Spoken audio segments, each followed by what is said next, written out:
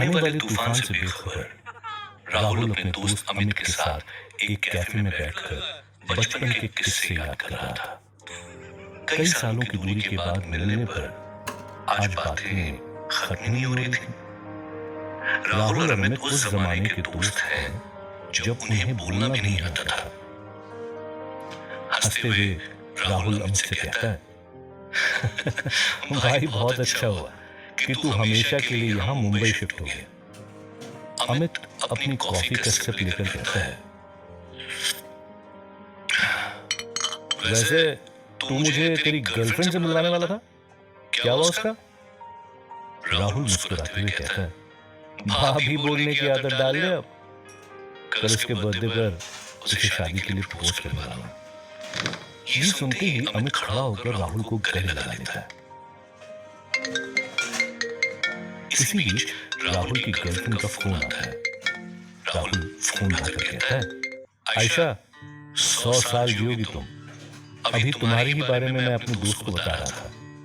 दूसरी ओर से आयशा हंसते हुए कहती है, अभी ये कौन से दोस्त के सामने मेरी बुराई कर रहे हो?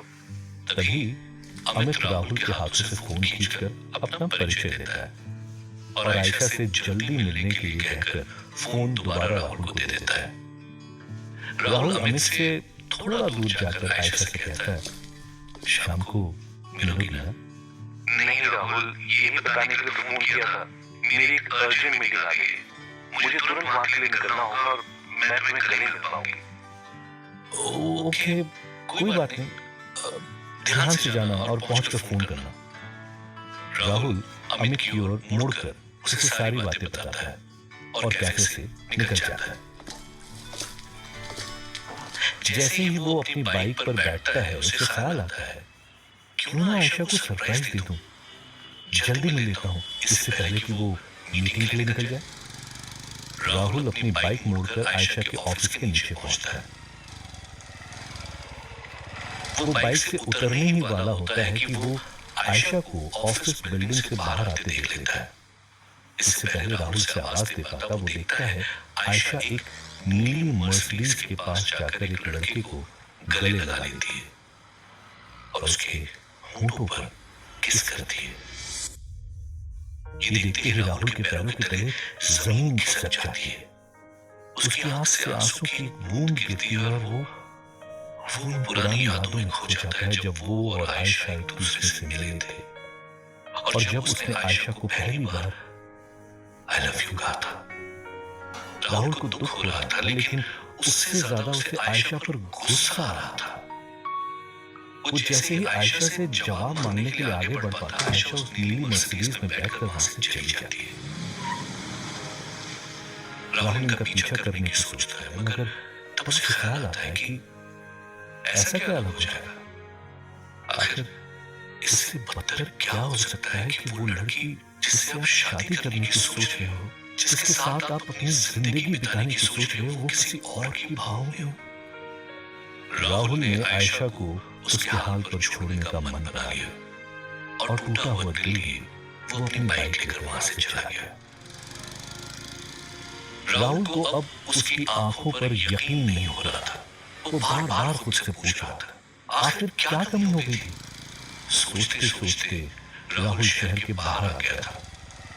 दूर दूर तक फैली हरियाली और ढलती शाम उसकी यादों को और झिझोड़ रही थी। राहुल अपनी सोच में डूबा ही हुआ था कि तभी उसे अमित का कॉल आता है। बाइक चलाने की वजह से वो कॉल कट कर रोड पर अपना ध्यान केंद्रित करता है, लेकिन अमित दोबारा उसे कॉल करता है। कोई इमरजेंसी होगी, ये सोचकर राहुल अमित का फोन उठाता है। तभी अचानक उसकी नजर सामने से आते हुए ट्रक पर पड़ती है। खुद को बचाने के चक्कर में उसका बाइक पर से आपा खो जाता है और उसकी बाइक सीधा एक पेड़ से जाकर टकरा जाती है। खून से लथपथ राहुल की आंखों के सामने धीरे धीरे अंधेरा छाने लगता है। उसे सिर्फ बाइक से निकलता हुआ धुआं और खून से लथपथ उसके हाथ पैर नजर आते हैं। दर्द में कराहते हुए उसकी आंखें बंद हो जाती हैं।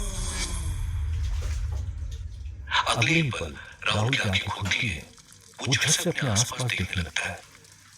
अपने आप को एक अजीब सी दिखने वाली गुफा में, जहां सिर्फ मशालें लगी हुई हैं, वहां आता है। ये मैं कहाँ आ गया?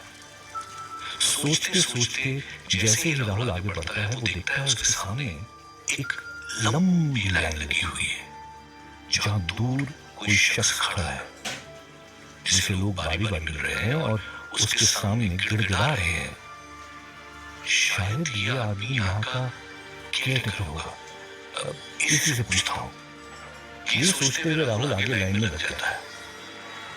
जैसे ही वो अपने आगे वाले को आगे बढ़ने के लिए कहता है, वो आदमी बिना धड़ हिलाए अपना सिर घुमा देता है, मानो उसकी गर्दन में हड्डी ना हो। ये देखते ही राहुल के होश उड़ जाते हैं। वो वहीं खड़े होकर चिल्लाने लगता है, भूत भूत। ये सुनते ही उसके सामने खड़ा वो आदमी जोर से हंसने लगता है। अगर मैं भूत हूं तो तुम कौन हो? जरा अपने पैरों को तो नजर डालो। राहुल ये सुनते ही नीचे देखता है। नीचे का नजारा देखकर उसकी जुबान जैसे कट जाती है। राहुल के दोनों पैर पूरी तरह से कटे हुए थे। वो अब तक हवा में लहरा रहा था। उसकी आंखों में आंसू आ जाते हैं। हे भगवान, ये क्या हो गया? मैं तो मर चुका हूं। क्या हो गया मेरे साथ? इससे पहले कि वो कुछ समझ पाता, उसका नंबर आ जाता है। सामने खड़ा शख्स राहुल को करीब आने के लिए कहता है। उस शख्स ने लंबी काली पोशाक पहनी है। इतने मरे हुए लोगों के बीच वो अकेला मुस्कुरा रहा है। वो राहुल से कहता है, आओ राहुल, मैं जानता हूं तुम्हें कुछ समझ में नहीं आ रहा है। बस इतना समझ लो कि तुम मर चुके हो और यहां तुम्हारा न्याय होने वाला है कि क्या तुम स्वर्ग के लायक हो या नहीं। राहुल ये सुनकर वहां से डर के भागने की कोशिश करता है, लेकिन अपने शरीर में एक अजीब सी जकड़न महसूस करता है, जैसे किसी ने उसे दबोच रखा हो। वो मुड़कर देखता है, वो शख्स जो काली पोशाक में था राहुल की ओर मुस्कुराते हुए देख रहा है। उसने राहुल को अपने बड़े बड़े पंजों में जकड़ के रखा है। प्लीज प्लीज मुझे छोड़ दो। राहुल की फरियाद सुनकर शख्स जोर जोर से हंसने लगता है।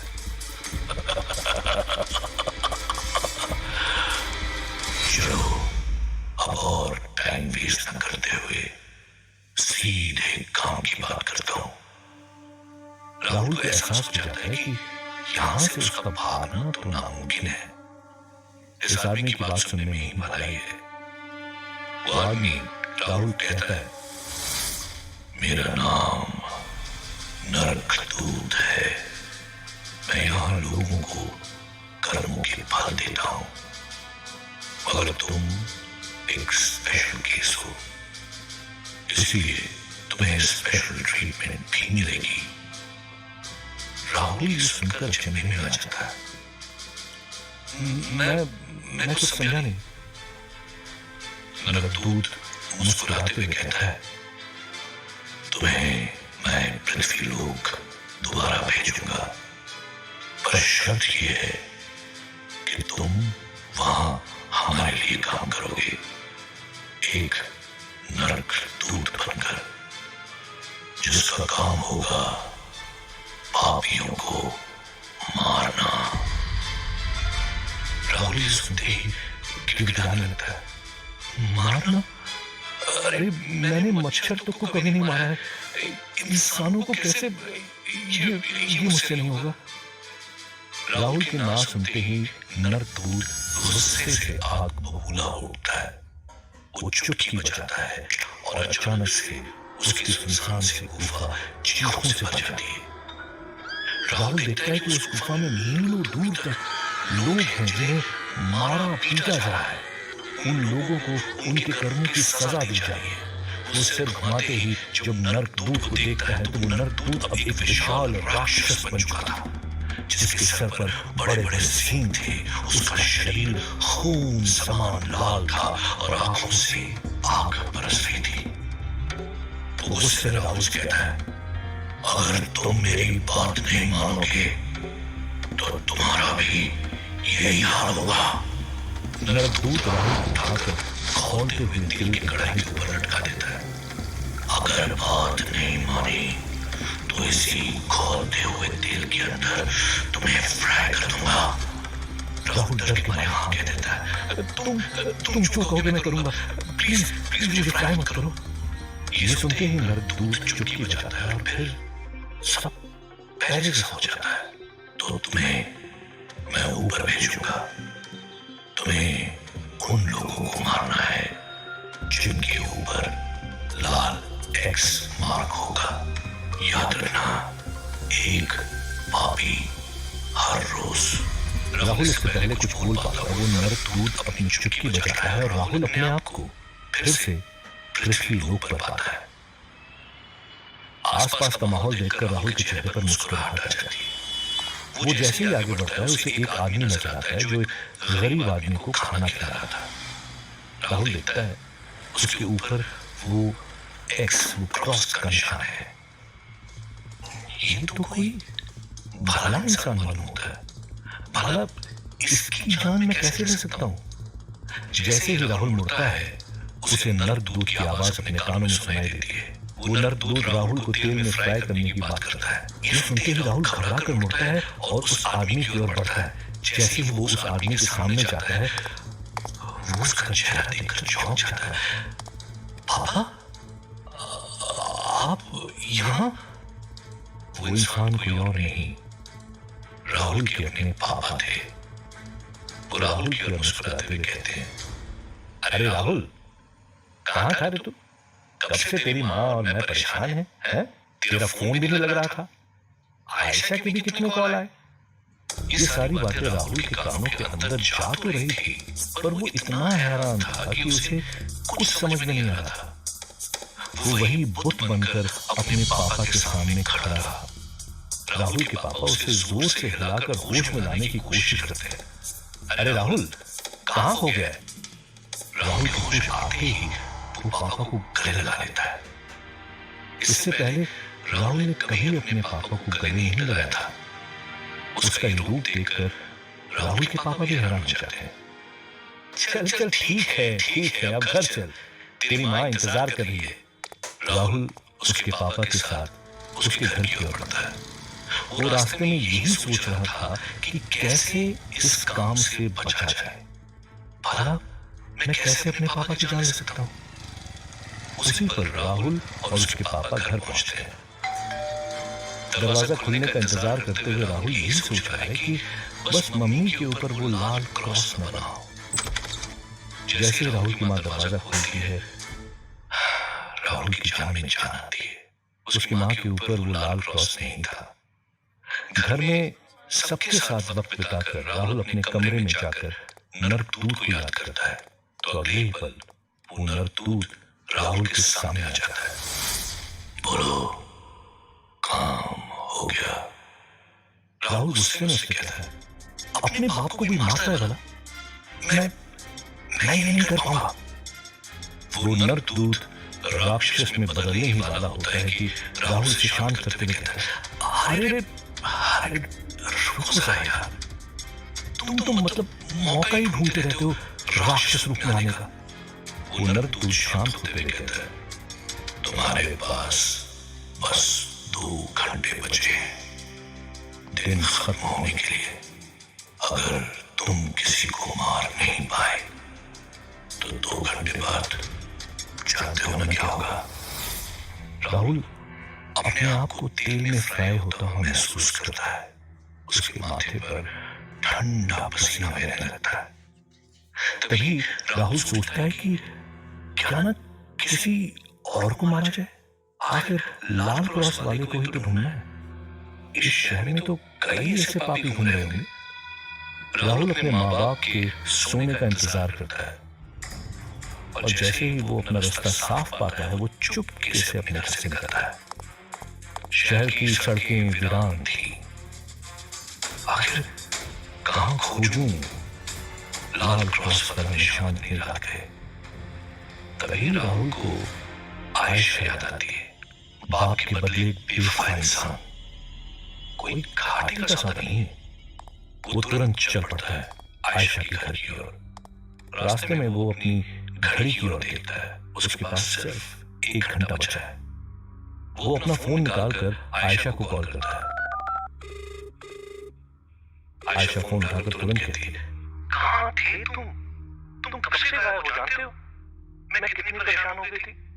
आयशा उसे डांट ही रही होती है कि तभी राहुल से बर्थडे विश करता है और मिलने के लिए कहता है। उस पर आयशा बुलाकर कहती है, अभी नहीं नहीं, मेरे पेरेंट्स के घर पर हम कर लेते हैं। आयशा के पीछे से किसी के हंसने की आवाज राहुल को आती है। राहुल समझ जाता है कि वो शायद उस नीली मर्सिडीज वाले के साथ है। ठीक है, तुम आराम करो, मैं कल मिलता हूँ। एक पल का भी इंतजार न करते हुए राहुल सीधा आयशा के घर पहुंच जाता है। दरवाजा खटखटाने पर जैसे ही आयशा दरवाजा खोलती है वो राहुल को देखकर चौंक जाती है। तुम यहाँ इस वक्त? राहुल से धक्का देकर अंदर घुसता है। तभी इस हड़बड़ी में अंदर से वो लड़का बाहर आ जाता है और राहुल की ओर चिल्लाते कहता है, ये सब क्या हो रहा है? राहुल गुस्से से उसके पास जाकर उसे धक्का देता है, जिस वजह से वो लड़का दीवार से टकरा कर नीचे गिर जाता है। आयशा ये देखती हुई उसके पास दौड़ती है और उसकी मदद करते हुए उसे उठाती है। राहुल पास में पड़ा चाकू उठाकर उन दोनों के पास जाता है। जैसे ही वो अपना हाथ उठाकर आयशा को चाकू मारने जाता है, उसके हाथ हवा में रुक जाते हैं, जैसे किसी ने पकड़ रखा हो। लाख कोशिश करने के बाद भी वो आयशा पर वार नहीं कर पाता। तभी वो गौर करता है कि आयशा और उस लड़के दोनों पर तो लाल क्रॉस का निशान है ही नहीं। राहुल ये समझ ही रहा होता है कि तब उस नरक दूत की आवाज राहुल को सुनाई देती है, तुम बिना लाल क्रॉस वाले को नहीं मार सकते। राहुल को समझ नहीं आता आखिर वो लड़की जिसने उसे धोखा दिया, एक बार नहीं बल्कि बार बार, भला वो कैसे गुनहगार नहीं हो सकती? और उसके पापा जिनको राहुल ने बचपन से सिर्फ अच्छे काम करते हुए देखा है, वो कैसे पापी हो गए? सोचते सोचते राहुल की नजर उसकी घड़ी पर पड़ती है। 12 बजने में अभी सिर्फ 30 मिनट बचे।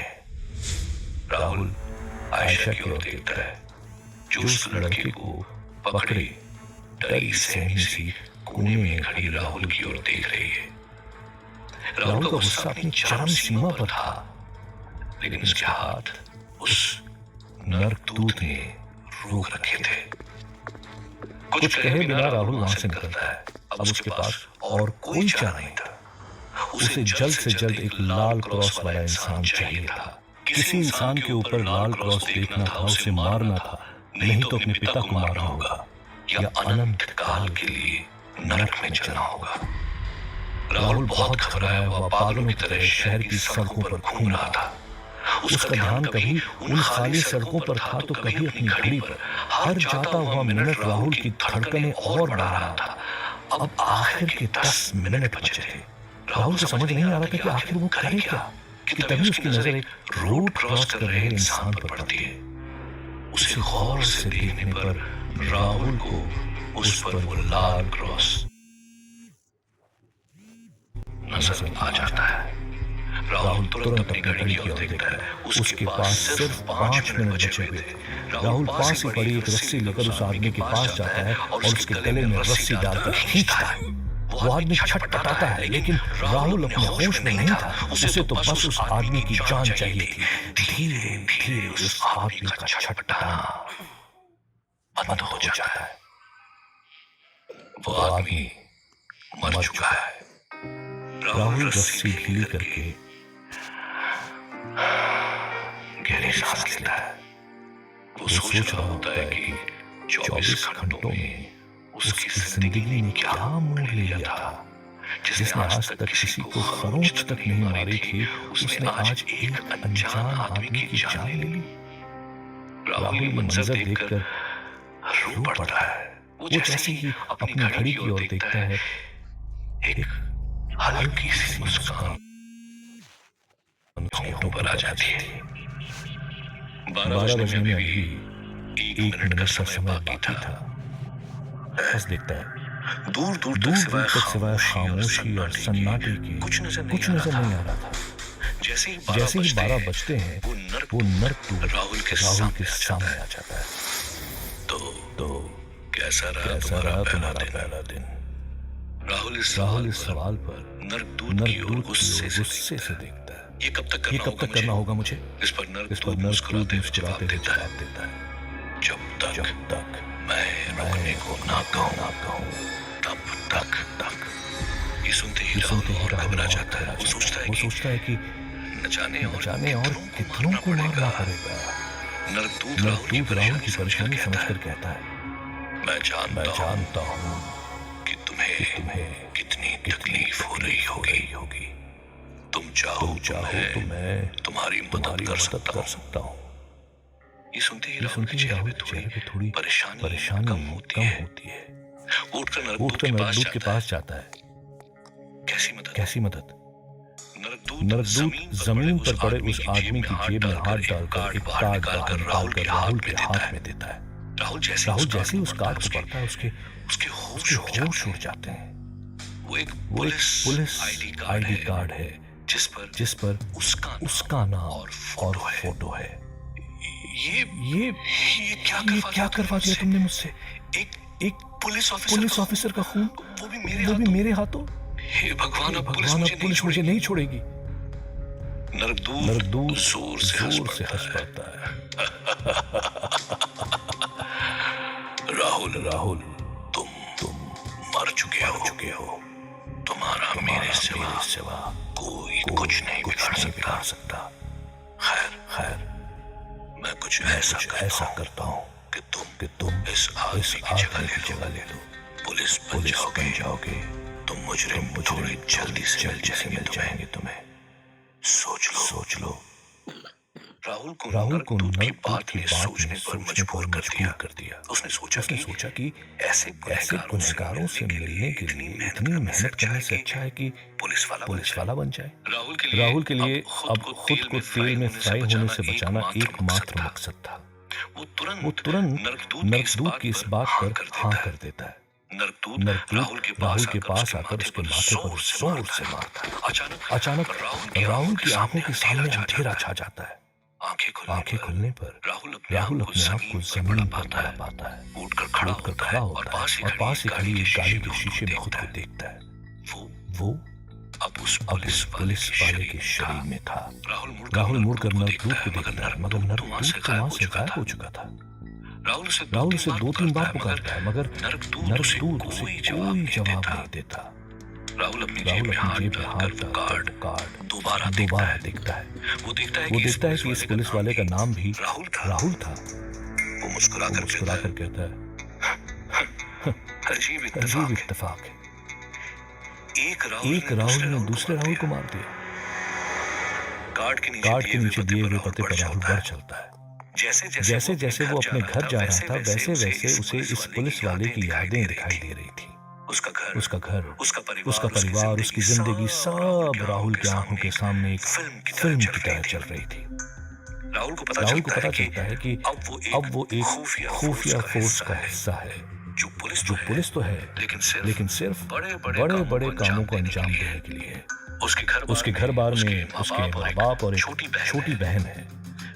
फिर भी वो हमेशा से अकेला रहता था। भला ऐसे इंसान ने ऐसा क्या काम किया था जिससे उसके ऊपर लाल क्रॉस आ गया?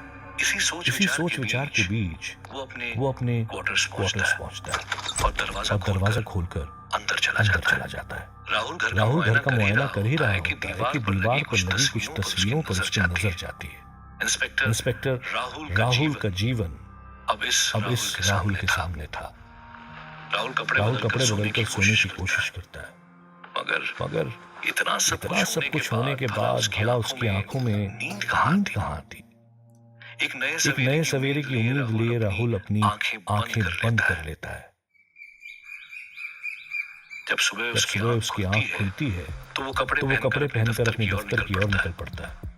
रास्ते में उसे एक लड़की मिलती है। अरे राहुल कैसे हो? उस लड़की के ये पूछते ही राहुल स्तब्ध हो जाता है। अपनी यादों में खोजने पर उसे उस लड़की के बारे में पता चल जाता है। वो वो लड़की थी शालिनी, जो राहुल के साथ उसी की टीम में काम करती थी। राहुल उसे काफी पसंद भी करता था। अरे क्या हुआ? शालिनी दोबारा राहुल से पूछती है। कुछ नहीं। क्यों? राहुल उससे आश्चर्य में पूछता है। शालिनी उसे याद दिलाती है कि कैसे वो पिछली रात तबीयत ना ठीक होने का कारण देकर ऑफिस से निकल गया था। तभी राहुल को अचानक वो बात याद आ जाती है। अब मैं बिल्कुल ठीक हूँ। ऑफिस पहुंचने पर वहाँ बाकियों से राहुल की मुलाकात होती है। शालिनी राहुल को आज एक मीटिंग के बारे में बताती है। उनकी मुलाकात आज एक नए कमिश्नर से होने वाली थी, जिनका तबादला हाल ही में हुआ था। राहुल और शालिनी तुरंत कमिश्नर की कैबिन की ओर बढ़ते हैं और जैसे ही वो अंदर जाते हैं राहुल चौंक जाता है। उस कमिश्नर के ऊपर वो लाल क्रॉस बना हुआ था। कमिश्नर जैसे ही राहुल और शालिनी की ओर मुस्कुरा कर देखता है, राहुल के कानों में उस नर्क की आवाज सुनाई देती है। तुम्हारा वक्त शुरू होता है। अब